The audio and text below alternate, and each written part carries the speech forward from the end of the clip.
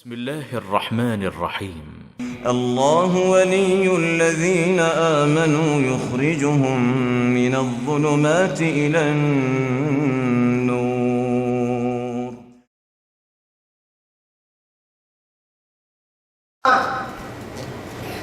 یہ ہے کہ انسان عقل کو اپنی وحی کے آگے رکھے. یہ بات غور سے سن، بات پوری اہم ہے. ایک ہے عقل اور ایک ہے نقل. کیا ہے نقل؟ کس کو کہتے ہیں؟ منتقل ہونا. ہم تک جو باتیں آئی ہیں اس کو کہتے ہیں نقل. کیا ہم دین کی کون سی دو بنیادی باتیں ہم تک منتقل ہو کر آئی ہیں؟ قرآن اور تو نقل سے مراد قرآن اور حدیث ہے. ٹھیک ہے، نقل سے مراد ہے. تو اگر انسان اپنی عقل کو کتاب و سنت جو نقل ہے اس کے آگے رکھے تو اس کے بھیانک نقصانات ہوتا ہے. بھیانک نقصان. کیا پہلی بات یہ کرنا صحیح ہے؟ کیا مطلب نقل کو آگے رکھا؟ قرآن و حدیث کو عقل سے آگے رکھا. مطلب کیا ہے اس کا؟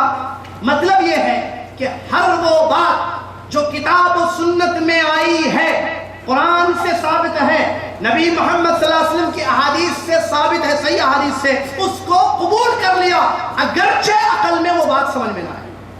جیسے کہ اونٹ کے گوشت کھانے سے وضو کا ٹوٹنا وغیرہ، یا ساکس کے اوپر مسح کرنا وغیرہ، یہ بات سمجھ میں نہیں آتی لیکن قبول کیا اس کو. کیوں؟ اس لیے کہ اسی میں کامیابی. یہی حکم ہے اللہ کا.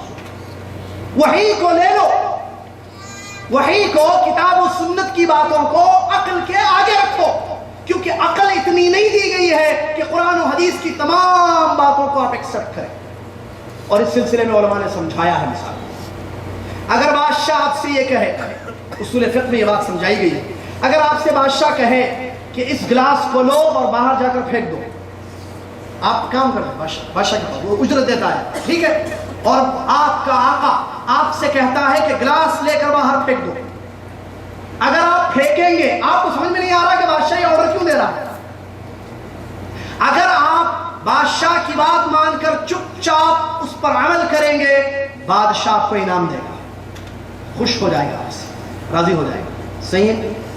اگر انسان یہ پوچھے کہ اے بادشاہ کیا ہو گیا ہے آپ کو، اتنا پیارا گلاس آپ کہہ رہو پھینک دوں میں، اگر وہ سوال کرے تو بدتمیز اور بے ادب تصور کیا. صحیح ہے. اور اس کی سزا اس کو بڑی بھیانک شکل میں مل سکتی ہے. بادشاہ کو غصہ آ کر اس کی گردن مار سکتا ہے. اہل علم نے سمجھایا. اب وہ بادشاہ کو معلوم ہے کہ اس گلاس کو کیوں پھینکا جا رہا ہے، اس نے کیوں حکم دیا، آپ کو نہیں سمجھ میں آ رہا ہے. بادشاہ آپ سے زیادہ جانتا ہے، اس کو اپنی رعایا کی زیادہ فکر ہے، اس کو معلوم ہے. ایک مثال چھوٹی سی دی ہے اللہ تبارک و تعالی وللہ المثل الاعلی، سمجھانے کے لیے اللہ کے ہر حکم کو، نبی صلی اللہ علیہ وسلم کے ہر فرمانی کو بصر چشم قبول کرو. سلف صالحین کا، اہل الحدیث کا طریقہ ہے نقل کو آگے رکھیں، کتاب و سنت کے آگے.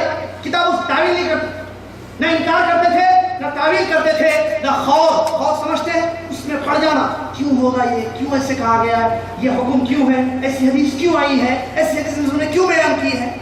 یہ نہیں ہو رہا. حدیث ہے صحیح قبول. یہ ہے اہل الحدیث کا طریقہ. سلف صالح. اہل باطل الٹا، تقدیم النقل علی العقل، تقدیم العقل الٹا، تقدیم العقل علی النقل. قرآن و حدیث کے آگے عقل کو رکھا اور کہا کہ ہر وہ بات کتاب و سنت کی جو عقل میں بیٹھے گی اس کو لیں گے اور جو نہیں بیٹھے گی اس کا انکار کریں گے یا تعویل کریں گے. ہاتھ اللہ کا، ہاتھ کیسے ہو سکتا ہے بھائی؟ سوچو، اللہ کا ہاتھ، اور قرآن نے کہا دو ہاتھ، بل یداہ مبسوطتان تبارک الذی بیدہ الملک، بابرکت ہے وہ ذات جس کے ہاتھ میں بادشاہت ہے. اہل باطل کی تفسیر ہاں کہ کیسے ایسے؟ نہیں، ہاتھ سے مراد ہاتھ نہیں ہوگی، کچھ اور معنی کر لیں، معنی بدل دیا، تعویل کر دیا آیت کی. کہا کہ ہاتھ تو انسان کا ہوتا ہے. دیکھیے عقل، ہاتھ کے لیے باڈی کا ہونا ضروری، اور باڈی انسان کی ہوتی ہے، جسم جس میں روح ہوتی ہے، اور وہ جسم جس میں روح ہو وہ فنا ہونے والا ہے. اگر میں ہاتھ بولوں گا تو اس کا مطلب یہ ہے کہ اللہ کا جسم بولوں گا میں اور جسم فنا ہونے والا ہے, تو گویا کہ میں اللہ کو فنا ہونے والا سمجھ رہا ہوں, جبکہ یہ کفر ہے. اس سے بھاگنے کے لیے تعویل کر دی ہاتھ کی اللہ کے صفت کی, جس کا ذکر قرآن میں موجود ہے.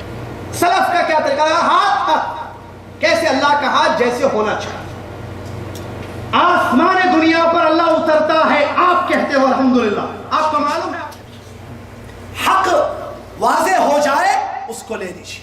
انما كان قول المؤمنين اذا دعوا الى الله ورسوله ان يقول اذا دعوا الى الله ورسوله ليحكم بينهم ان يقولوا سمعنا وأطعنا. ایمان والوں کی شان تو یہ ہے کہ جب ان کو اللہ اور اس کے رسول کی طرف بلایا جاتا ہے, فیصلہ اللہ اور اس کے رسول کا سنایا جاتا ہے, کیا کہتے ہیں؟ ہم نے سن لی اللہ اور اس کے رسول کی بات, ہم نے سن لیا اللہ اور اس کے رسول کا فیصلہ, اب ہم اس کو ایکسیپٹ کرتے ہیں, ہم اس کی اطاعت اور فرمانبرداری کرتے ہیں.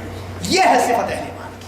یہ نہیں کہتے کہ یہ کیسے, یہ ان کا جواب نہیں ہوتا ہے. اور ابن قیم رحمۃ اللہ علیہ فرماتے ہیں جس کو تھوڑی سی بھی عقل ہوگی وہ شخص اس بات کو اچھی طریقے سے جانتا ہے کہ عالم کی جو گمراہی ہوئی, عالم جو برباد ہوا اور جس نے اپنی قوم کو برباد کر دیا, اس کی وجہ ہے رائے کو, قیاس کو وحی کے آگے رکھنا. ابن قیم کی بات تلوار ہے ننگی اہل بدعت. کیا کہتے ہیں؟ جس کو تھوڑی بھی سمجھ ہوگی وہ اگر غور کرے تو یہ بات صاف طور پر سمجھ میں آئے گی کہ عالم کی گمراہی, عالم نے جو لوگوں کو گمراہ کیا ہے, شرک اور بدعت کی طرف دعوت دی ہے, یعنی علماء باطل کی بات ہو رہی ہے یہاں پر, وہ وجہ کیا ہے, اس کی اصل جڑ کیا ہے کہ اس نے رائے کو وحی کے آگے رکھا ہے. وحی کو پہلے, وحی کو قبول کرنا ہے اصل یہ, لیکن اس نے رائے کو, قیاس کو کتاب و سنت کے آگے رکھا ہے, جس کی وجہ سے وہ بھی گمراہ ہو گیا اور اپنی قوم اور اپنی امت کو بھی گمراہ کر رہا ہے. اسی طریقے سے ایھا الذین آمنوا اتقوا اللہ حق تقاته ولا تموتن الا وانتم مسلمون واعتصموا بحبل الله جميعا ولا تفرقوا وَلْتَكُنْ مِنْكُمْ أُمَّةٌ يَدْعُونَ إِلَى الْخَيْرِ وَيَأْمُرُونَ بِالْمَعْرُوفِ وَيَنْهَوْنَ عَنِ الْمُنْكَرِ وَأُولَئِكَ هُمُ الْمُفْلِحُونَ. الله ولي الذين آمنوا يخرجهم من الظلمات إلى النور والذين كفروا أولياؤهم الطاغوت يخرجونهم من النور إلى الظلمات أولئك أصحاب النار هم فيها خالدون.